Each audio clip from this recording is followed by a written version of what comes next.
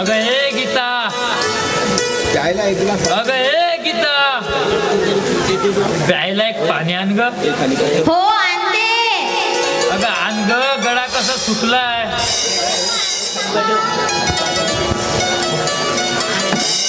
हे घ्या पाणी.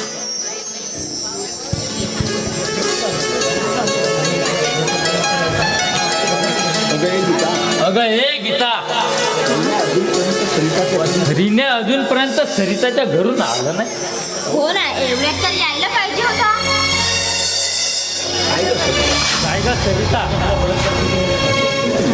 कशी असेल का आपली सरिता. किती आठवण येते ग मला तिला. गीता, काय करत असेल का आपली सरिता. आपल्या संसारात सुखी असेल ना ती. हो ना, चुकीच असेल.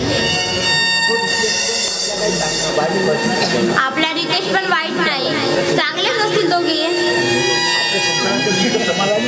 आपल्या संसारामध्ये ते सुख समाधानच असतील.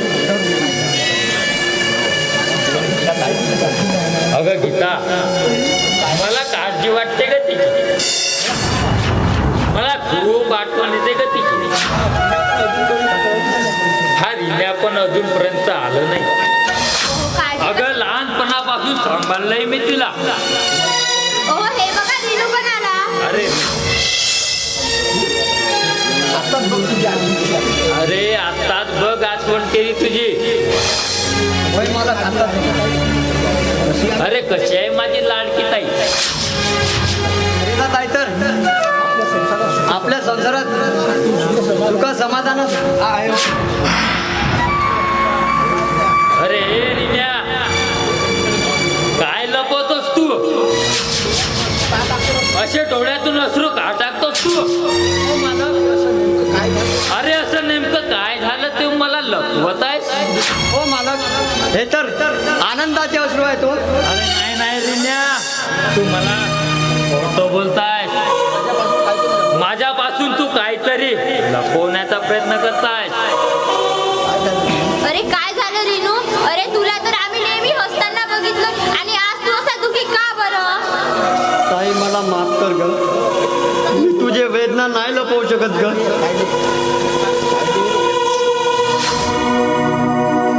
ताई तुझ्या वचनाचं पालन मी नाही करू शकत ग, नाही करू. अरे कसला वचन, काय बोलतो हरिण्या तू. अरे नेमकं झालं तरी काय माझ्या ताईच्या संसारात. मालक, तुम्ही पाठवलं ताईच्या घरी हे ठीक झालं मालक, पण माझं जाणं चुकीचंच झालं मालक, चुकीचंच झालं. सरिता ताई आणि तुम्ही एकाच आईच्या पोटी जन्म घेऊन सख्खे बहीण भाऊ आहोत.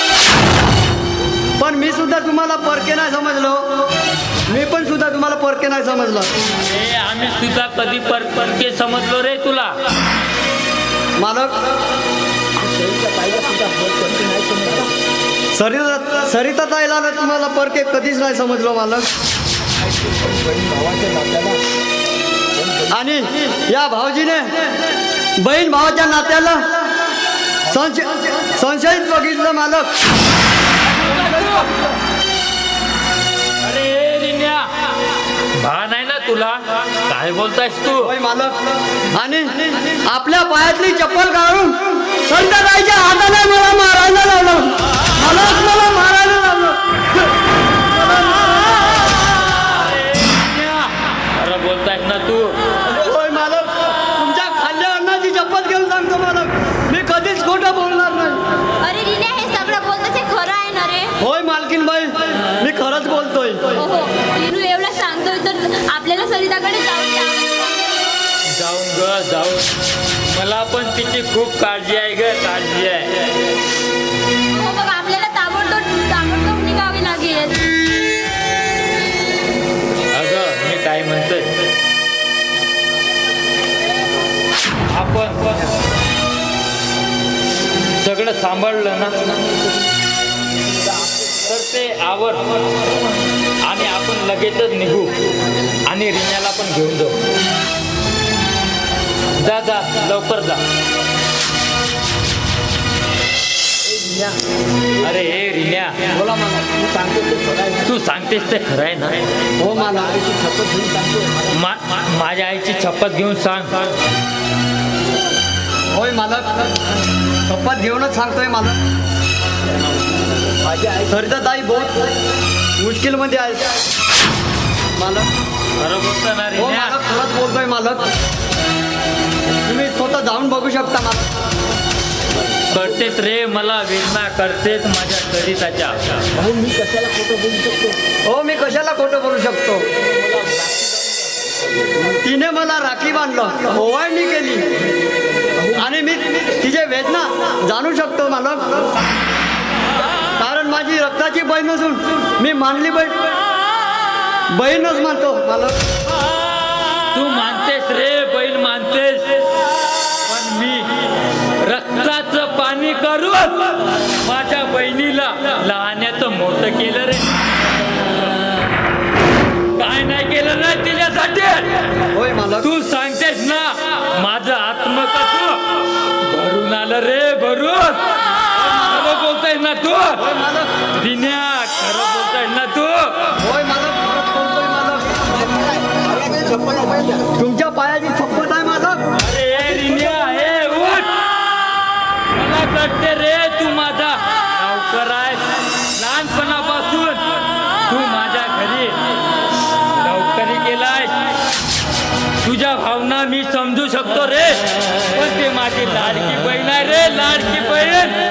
मी तिच्याशिवाय जगू शकत नाही रे, जगू शकत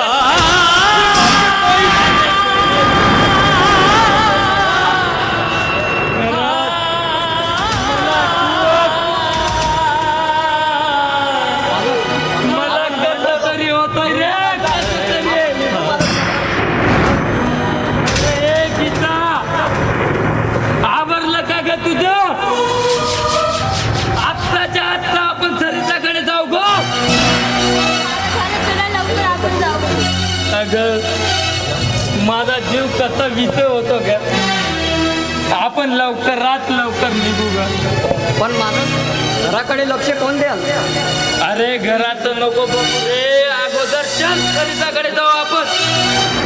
कसलं ते घर, कसलं ते संसार, कसलं ते पैसा नकोय मला. फक्त माझी बहीण हवंय मला. अगं सरिता, तुझं आवरलं ना? हा चल मग.